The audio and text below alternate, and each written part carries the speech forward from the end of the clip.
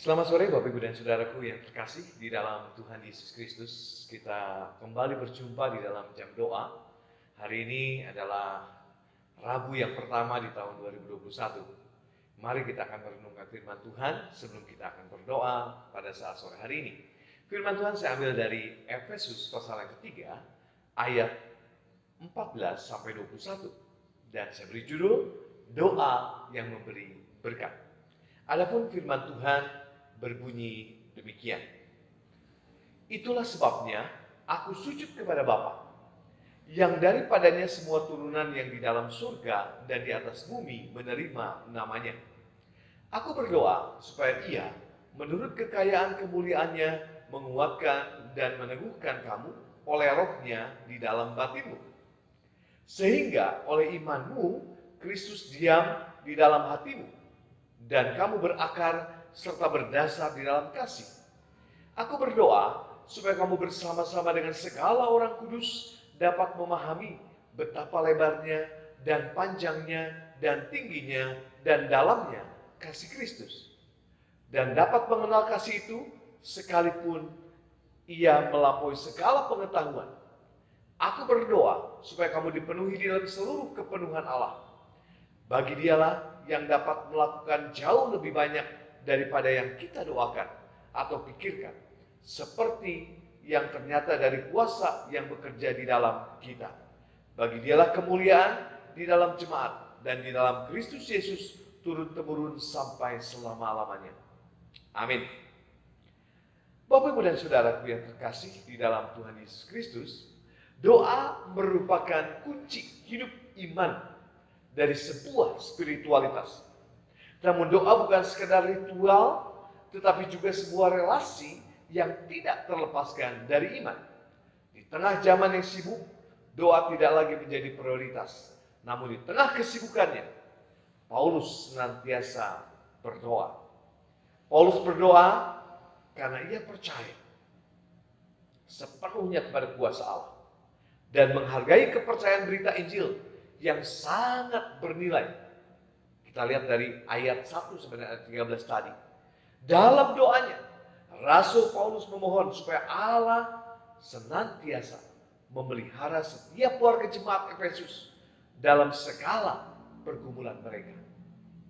Nah saudara, seorang gembala tentunya punya beban yang sama seperti Rasul Paulus. Senantiasa berdoa bagi jemaat. Atau mungkin guru sekolah minggu akan berdoa bagi murid-muridnya dan lain sebagainya. Nah saudara, Paulus berdoa untuk dua hal yang penting, yaitu pertama, jemaat dikuatkan, diteguhkan imannya. Perhatikan ayat 16, agar hidup mereka semakin berakar dalam kasih Kristus. Tanpa dikuatkan Allah dan berakar dalam Kristus, iman seseorang akan runtuh, saudara. Sebab itu kita harus tetap dikuatkan Allah, berakar di dalam Kristus, dan tetap setia di dalam kasih kepada Allah kita. Nah, Bapak Ibu dan Saudaraku, yang kedua, jemaat mengerti rencana keselamatan yang telah dirancangkan Allah. Meski rancangan keselamatan itu lebar, panjang, tinggi, dan dalam, yang melampaui pengetahuan manusia. Nah saudara, kalau kita melihat demikian, rancangan keselamatan itu betapa luar biasa. Di tahun yang baru ini saudara, kita tidak tahu bagaimana, tapi kita percaya bahwa kasih Allah senantiasa melingkupi kehidupan kita. Kasihnya yang lebar, yang tinggi, yang dalam menjadi bagian saudara dan saya. Nah, dalam doanya saudara, Rasul Paulus rindu supaya jemaat takjub akan pengenalan ini sehingga hidup mereka semakin indah dan diperkenan Allah. Kepenuhan Allah boleh memenuhi mereka dengan pengenalan yang benar. Pengenalan yang benar akan Allah. Perhatikan ayat 19. Dan akhirnya, sebagaimana biasanya doa Paulus, ia naikkan untuk kemuliaan bagi Allah. Ia adalah seorang rasul yang sangat memahami bahwa hidup Kristen adalah sebuah doksologi. Ya, perhatikan ayat 20 dan 21, saudara. Nah, ia percaya bahwa Allah akan melanjutkan karyanya lebih dari yang dapat dia pikirkan. Sebab doa merupakan kekuatan umat percaya yang menyatukan. Dalam doa ada kuasa yang besar. Karena itu, Paulus berdoa.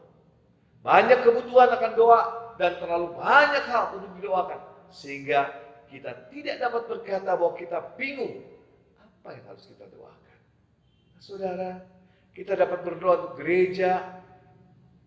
Kita bisa berdoa bagi keluarga, bagi negara dan bangsa. Mungkin saat ini kita berdoa bagi penanganan COVID yang semakin meluas seperti ini. Mari kita berdoa. Begitu banyak saudara yang harus kita doakan. Jemaat, mungkin kita boleh saling mengingat satu dengan yang lain dan kita saling mendoakan.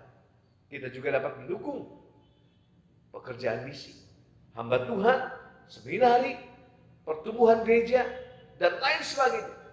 Dan doa-doa itulah yang diperkenan kepada Allah. Jangan hanya mementingkan diri kita sendiri. Tapi kita mari belajar berdoa untuk mendatangkan berkat bagi orang lain. Bagaimana dengan kita? Tentunya Tuhan siapkan dan Tuhan perhitungkan bagi kita. Mari kita minta kepada Tuhan dan katakan, Tuhan, ajar aku berdoa dengan benar. Di tahun yang baru ini, aku percaya Tuhan menjawab doa-doa. Amin. Selamat sore. Tuhan Yesus memberkati.